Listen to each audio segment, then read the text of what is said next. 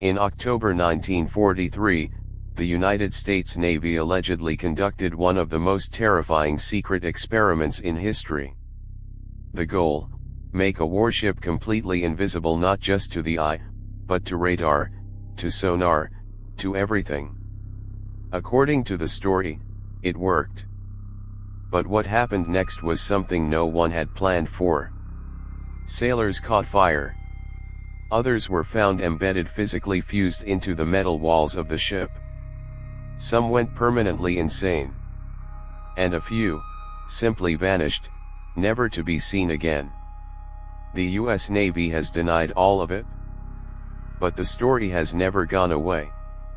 This is the Philadelphia experiment, and the truth is stranger than almost anyone realizes. Welcome back to the hidden archive where history hides its secrets. Today we're going deep into one of the most controversial and disturbing alleged cover UPS in US military history. Subscribe if you're new here. New mystery every week. Let's get into it.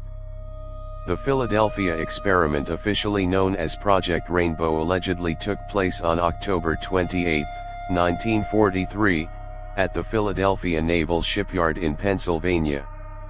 According to the story, the US Navy used experimental technology based on the work of physicist Albert Einstein to generate a powerful electromagnetic field around a Navy destroyer called the USS Eldridge. The claimed goal was degaussing, reducing the ship's magnetic signature so enemy mines and torpedoes couldn't detect it. But the experiment allegedly went much further than that. Witnesses claimed the USS Eldridge didn't just become magnetically invisible.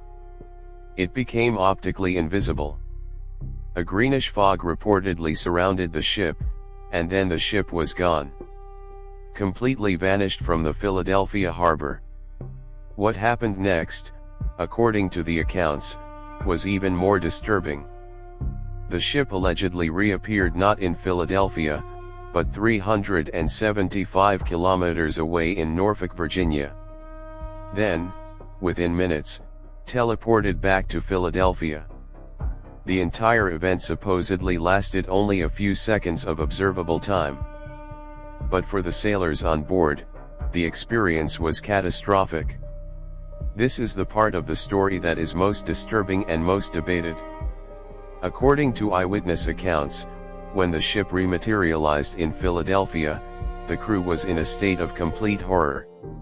Some sailors were on fire, burning with a blue flame that couldn't be extinguished.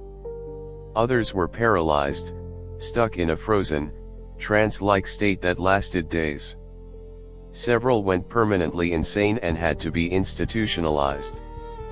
But the most disturbing claim: some sailors had been physically merged with the ship itself. Their bodies fused into the metal walls, the deck, the equipment. Alive, but embedded in solid steel. 5 sailors were officially listed as missing. Never found. The Navy, according to the story, immediately classified everything. Survivors were sworn to secrecy. Official records were altered or destroyed. And the USS Eldridge was quietly reassigned. Here is where things get complicated and genuinely strange. The Philadelphia experiment story first appeared publicly in the late 1950s through the writings of a man named Carl M. Allen, also known as Carlos Allende, a former merchant marine who claimed to have witnessed the experiment from a nearby ship. Allen wrote a series of bizarre, handwritten notes in the margins of a book about unified field theory of physics concept Einstein was working on near the end of his life. He sent these annotated copies to researchers and eventually to the US Navy itself. His writing was erratic, inconsistent, and hard to follow. By most accounts, Carl Allen was not a reliable witness. But here is the strange part. When researchers began looking into the official records of the USS Eldridge, they found something unexpected. According to the ship's official deck logs, which are public record, the USS Eldridge was not even in Philadelphia on October 28, 1943. It was somewhere else entirely. This should have ended the story.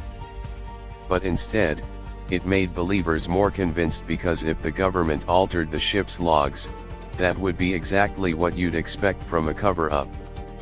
Let's look at this from a scientific perspective. The experiment was allegedly based on Einstein's unified field theory, an attempt to connect electromagnetism and gravity in one equation. Einstein worked on this for decades but never completed it. The theory, even today, remains unfinished. Physics experts have consistently said that no electromagnetic field of any known type could bend light around a ship to make it optically invisible, let alone teleport it across hundreds of kilometers. The idea of a ship teleporting between two physical locations violates everything we understand about matter, energy, and space. However, and this is important, there are two elements of the story that are scientifically real. First, degaussing is a genuine and widely used naval technique. Wrapping electrical cables around a ship to neutralize its magnetic signature was standard practice in World War II to protect against magnetic mines. Second, there was a classified program called Project Rainbow, though its actual goals were far more mundane than what Alan described. The question is whether anyone took that real, boring technology and tried to push it into something far more dangerous. Here is the core problem with the Philadelphia experiment. Every piece of direct evidence, eyewitness accounts, documents, photographs, traces back to Carl Allen and a small circle of people who all reference each other. There are no independent witnesses who have been verified. The sailors who allegedly went insane, no hospital records have ever been found. The sailors who disappeared, their names do not appear in any official missing persons records from 1943. The USS Eldridge itself survived the war, was transferred to Greece in 1951, and was eventually sold for scrap in 1999. Several former crew members from the actual ship gave interviews over the years, and without exception, they said nothing unusual happened. No experiment. No fog. No teleportation. One surviving crew member said simply, "It's a fantasy. We were a regular Navy ship doing regular Navy work." So here is the twist. The Philadelphia experiment almost certainly did not happen the way it has been described. The evidence is too thin, the physics too impossible, and the primary source too unreliable. But that doesn't make the story useless. What the Philadelphia experiment actually represents is something important about how human beings respond to traumatic events.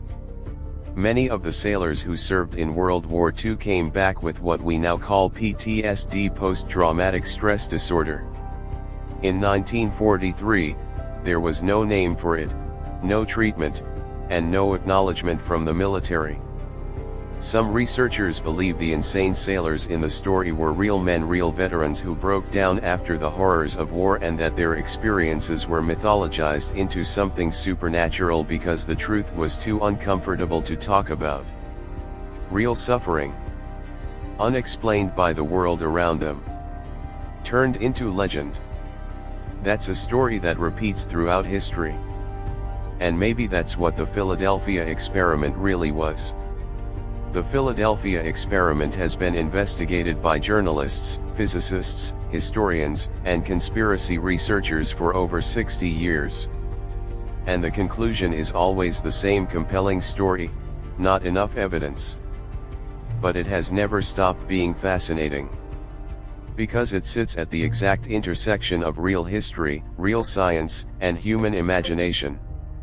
Did the US Navy accidentally open a door to something they couldn't control, or is the entire story the creation of one unstable man with a pen and too much time? Leave your theory in the comments. Subscribe to the Hidden Archive, a new mystery, every week, where history hides its secrets. End.